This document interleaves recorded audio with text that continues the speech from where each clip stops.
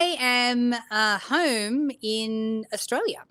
Mm-hmm. I did a little last minute dash to Australia to attend my mum's service. So mom made her transition last week. She did. She She did. did. Okay. So mom made her transition last week, and now you're in Australia, and so I'm we're in doing the Australia. Joy Jolt from down under. Yes. Well, half Hi. under, I know, half half down down under. under. I'm in Mexico, still Yes. hanging out in Mexico. Yeah. So this is So, interesting because like talking about this, I think it's an interesting subject, an important subject. It really is one that connects all of us. But this how we relate to death and what comes up when we're having this very human experience, the most human experience beyond birth, yes. which Yeah. is death, right? Yeah. So And I think it's also the holding of two things, two truths mm, that are opposite but both true, but holding that in the same moment. mm, I spoke to Dad last night. I tried to speak to Dad. He didn't have his hearing aids in, so it was a little challenging. But what he was telling me was that he goes, look, I'm sad that Mum is gone. And, she had been in a home for the last few years. Dad looked after her as long as he possibly could. She had dementia. And so he felt like it was his purpose or his joy or his job to look after her. So mhm. when he couldn't, she went in the home, but there was an existence. Yeah. She was getting worse with the dementia. She wasn't recognizing people. And then she broke a leg. And Mm, as we know with older people, and Mum was 90. 90. So 90. She had a good innings, as we say in Wow. Australia. Um, but and they're like, well, we don't put it through the surgery. She probably won't survive it. Let's just make it comfortable. Mhm. And she passed peacefully in her sleep a week later. I mean, that's really all So, you can ask for, oh my really. God. Yeah, it Yeah. was the best.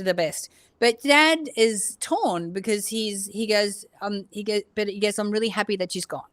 Mhm. Because I didn't want her to suffer.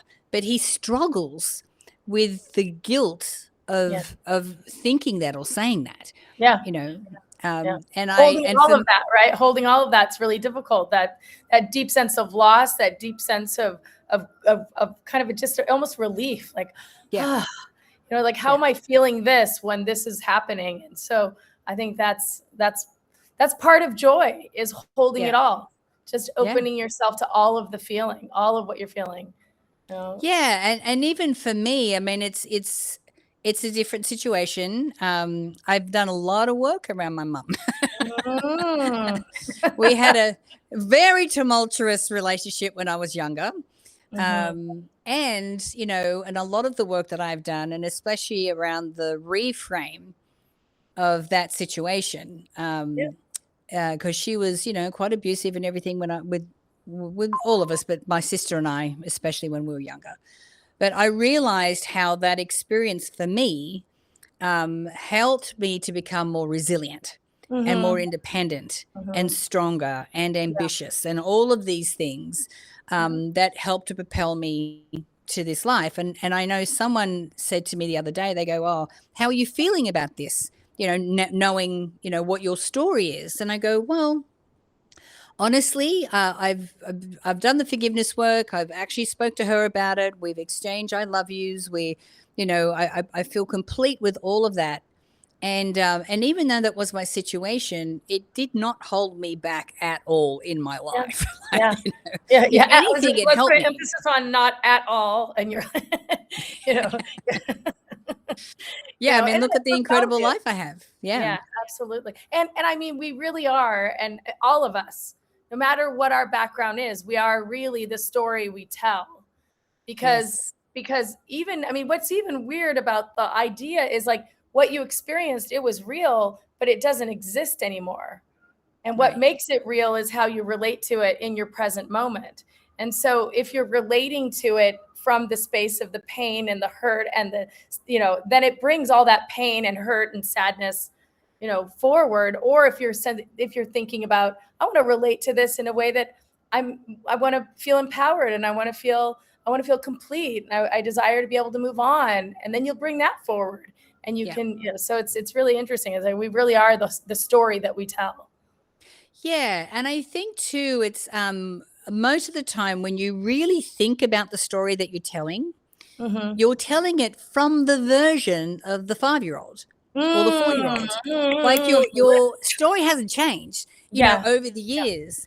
And I remember when I was working with a coach in 2020, she said to me, she goes, Nat, it's about time you started telling that story from the place of evolution of where you are right now. Amen. Ooh, I like that. I like that because I think about that like related to what we want to do. We hold so tight to the story as if the story is the reality. Yeah. And the story is only reality because we're holding on to it so tightly. But that's what happened. Yeah. And so the freedom of your therapist saying, hey, just open yourself, Joy. Joy.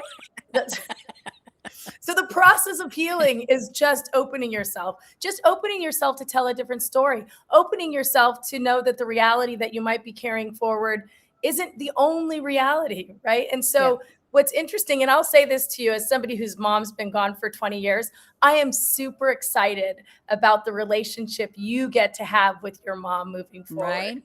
Yes. And I'm going to also tell you, you're not exempt from the very human emotions that you're going to need to go through over these next few months. Like you're going to see your family, you're going to be it's going to bring up some stuff. And you're going to, so nobody's exempt. So you're not exempt from needing to go through the 5 stages of grief and all, however the waves of grief are going to come in for you. But what I'm excited for is after that human experience that your body needs to go through, you will have a relationship with your mother that wasn't possible in life. Yeah. No, I agree. I absolutely agree. Mm-hmm. And and it's wonderful. My oldest sister, so I have 7 siblings, 5 sisters, 2 brothers, and that's my oldest sister. That's a lot of dynamics. My older sister is kind of taking the charge and helping to organize the service, and she goes, I'm going to be doing the eulogy, but I'm getting everyone to share a fun story, a happy memory about mum. And I want to share this one with you because it was just brilliant. Because, my mum grew up in a country town, never left the country town. She lived there her whole life, right? She was one of 14 kids. Wow. And then she had, and then there was 8 of us. So we were a big family as well. So, mum and dad did sacrifice a lot in their life to, with working and trying to raise 8 children and did an amazing job for the most part. Anyway, so when I was an adult, I took mum to the ballet. She'd never been to a ballet, and it was at the Opera House. In Sydney, that beautiful right? building in Sydney. The one that's the white. Wow. Okay. Yeah. So she and my sister Suzette came with her, drove her to Sydney. We went to the Opera House. We're having champagne. And the opera was beautiful. It was just amazing. My mum was just in awe. She loved it. So then we leave the Opera House and we're walking at Circular Quay there, and we sat at one of the cafes and we're, having coffee and a little bit of cake and whatever, and just talking about the ballet. And next thing you hear this bang, and my sister goes, "What was that?" And I go, "That sounded like fireworks." Now, this is a Monday night, a regular old Monday night. Monday night. Anyway, we look over and we just walk out, and there's this huge fireworks display coming off a barge in the middle of the Sydney Harbour. Wow, it was amazing. And I'm just your mom was just like, "Kah." I know, she was, she had never personally seen fireworks like that. And my mum's like, "I wonder what the fireworks are for." I go, "Well, Mum, it's your first ballet. I thought I'd do something special, and organize some fireworks for you." and she looks at me and she goes, "Really?" And I went, "No, Mum." No, Mom. I love you, but that's a barge. I love you, but that's a barge. That's a big thing to pull off. We love Mom. So we kind of joked about that, but we love Mom. It was the perfect ending to her first ballet night. It was the fireworks. So. What was your mom's name? Her name was Patricia Joan. Patricia Joan. Patricia Joan. We love it. Oh, my sister's middle name is Joan.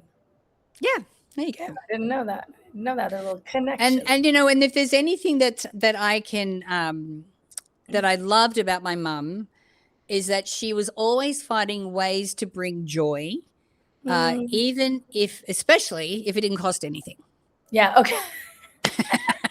You know why? Because joy is free. God No, bless it is free. That's right. Like, oh my God, we used to do so many things. Like, we go blackberry picking. So Yeah. imagine a four-door, like a sedan with Wow. 8 kids in it. And we're all dressed in Dad's old overalls. And nobody has a seatbelt on.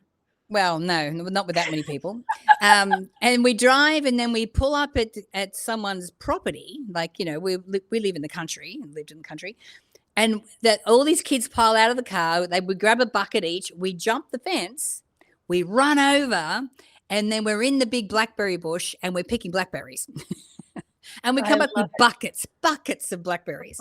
And Mum would make blackberry pie and blackberry jam and, blackberry whatevers. So no, you were jumping over a fence. Were you allowed to be there? Or was this like drive-by berry picking? We were not. This was drive-by berry picking. This was like berry picking at your own risk. This is exactly like high-risk berry picking. I love this. Yeah. And we used to, I wouldn't say it was legal, but it was fun. It was so fun. So fun. And we'd do the same thing, mushroom picking, and we'd always, Christmas and everything, we'd make up games, and it was all, we used to play a game called sticks. We have these different sticks, and you have to jump in between the sticks, but then when you get to the end, you can choose a stick and, move one of them. And my brother broke his arm playing that, so that's when we had to stop playing sticks. But Nix on the stick, ixnay on the stick days. Ixnays. But yeah, she was always looking for ways to make our life fun and joyful. And one of the also cool things that she used to do, we get home from school, and she'd make pikelets. So pikelets are like little mini pancakes. Yeah. So you think about this. This is, flour, water, egg, inexpensive, very easy to make. But the joy that we would feel coming home, and we'd be trying to pull them out of the frying pan just with our fingers, and we'd be putting like melting butter and putting jam or something on it. It was just, So there was some lovely memories as well. And she, even though it was, we would have moments where things were challenging and stressful and whatever. Sounds like she you would were living always a figure out life. a way. Sounded like you were living a life. Yeah. Right. I mean, that's it, is right. There's moments of joy, there's moments of stress, but what are you relating to? And all of it's true. I love the pancake story. You know, I don't know. My mom was also a source of joy for me too. And I think after she passed, it was interesting. I took about a year. It was a little bit of a different, I think, situation, because my mom, I don't know if I was ready my mom wasn't quite where your mom was at. I think my mom was a little too young. My mom was only in her 60s when she passed. And so I wasn't ready for it, even though we got kind of a long goodbye, because she was sick for like 8 years. And so she was sick for a long time, but you're never ready, but man, I would have loved if she could have made it to 90. That would have been epic. But I remember that she'd always tell me, she goes, Susan, I'm going to come back and haunt you. I'm going to come back and haunt you. And I love that, it was like, and she really does come back in ways that are so intimate to me. And I just kind of feel my mother. And it's funny because I never felt my mother before, but now I feel her. Like sometimes I'll be sitting there and I'll literally feel like my mom kind of is inhabiting my body just for a second to look at people, because she loved to watch people. And so I just kind of feel like I've got these moments when I'm walking to the store and I'm doing something like my mom, that I'm like, oh my God, it's totally my mom. And so it's like, those are those fun moments for me and my mom was the creator, the original Joy Jolter. She'd walk around our house. Right. She'd go, whoa, out of nowhere, whoa, like, what's going on, Mom? I'm just so excited, and she would just be excited, and it was fun. I think, looking back on all those stories. So I'm excited for, what is going to be a really wildly sacred next few days for you with family and friends. And I think the other thing that's really important, and I know we have mentioned this before, but joy is a choice. Yeah. So, I'm about to go to my home country town, and stay with my dad. All my siblings will be arriving. And one part of me is like, ooh, this could be interesting. I mean, I get on with all my siblings. I do. I get on with all my siblings. I'm closer to some more than others, but I get on with everybody. I wouldn't say the same for them. There is a few, and I keep forgetting the politics and who's speaking to who and what's going on. But I know that in the midst of what could possibly be some, uncomfortableness or easiness or whatever, my choice is going to be joy. Yeah, I love that. I love that. Right? You can use that to pre-pave. And joy doesn't just mean that you're not feeling the feelings. It's just saying, joy is the goal. Like, I think it's I want you to laugh a lot. I want you to, feel a lot, cry a lot, do it all. Yep. Do it all. Yeah. That is, it's going to be a roller coaster. And it's interesting because I do I feel like I think about death a lot. I don't know if you do. I do. I think about death a lot. I do. I think I've always said, none of us get out of here alive. It's like the number one cause of death number one cause of death on the planet is birth. Mm-hmm. Right? That's it. When you're born, you're going to die. We're all terminal. Nobody's getting out here alive, And so it's like, I do think that when you operate at a space of acknowledging that this is fleeting, it does plug you back into, at least for me, it plugs me back into like choosing a deeper sense of joy, making that choice at a deeper level. Like it is all so precarious. Yeah. Absolutely. And so I think it's interesting because sometimes when people talk about death, it could feel morose, but whoa. What if death is where we can really mine that deeper connection to joy? Yeah. Well, I have a lot of friends who've had near-death experiences. Mm-hmm. And one of my good friends, Anita Morjani, she wrote a book called Dying to Be Me. Yeah. And if you look at there are thousands and thousands of near-death experience accounts, and they're all very, very similar. Mm-hmm. And I love her description of it. And her description is like, okay, let's just say that you live in a warehouse and you have a flashlight. And what you see in this warehouse is what's in the flashlight. That's all you see. Life is like this. You get to see everything that's in your flashlight. When you move around, that's what you see. Yeah. She goes, but when you go to the other side, it's like someone just turned the light on in the warehouse, and she goes, and all of a sudden it's like, whoa, there's all these things. And then you look at and the colors and the things and the thing and all these things that you weren't even aware of because all you could see was what was in the beam of your flashlight. It was the flashlight. Yeah, I love that description. Goes, that's what it's like. Now, wow. If that's going to be our experience, I don't know, but it doesn't matter. Doesn't matter. That's my belief. Yeah. So because that's my belief, I'm like, death, okay. When it's my time, it's my time. I mean, I don't want to go, and there's plenty of things I want to get done and want to do and experiences to be had, but I'm not afraid of death. Yeah. Because I'm like, well, if that's my belief of what I think is going to happen, it just takes that whole thing. Well, you can't I don't want it to be painful on the way out. You're not going. I always tell my kids, I'm like, you know how mom's going to die? And if you ask my kids, they'll go like this. They'll go, this is how mom's going to die. I want it to be fast. So my kids even know how I'm going to die, right? Because I've always said I'm going to die my own unique death. It's not going to be my mother's death. I'm going to have my own experience, and it's going to look like that. Yeah.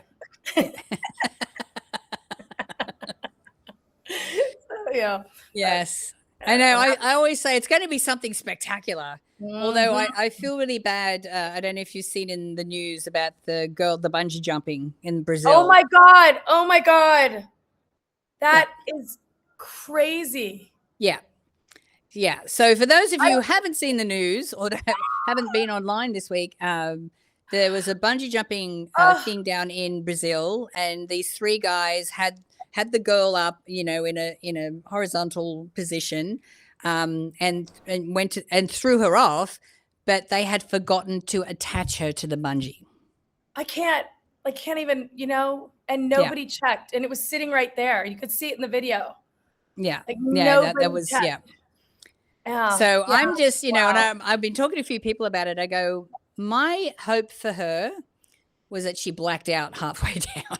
So you know what? Let's be honest. She didn't know she didn't have a rope on her. Yeah. She didn't know. She did at some.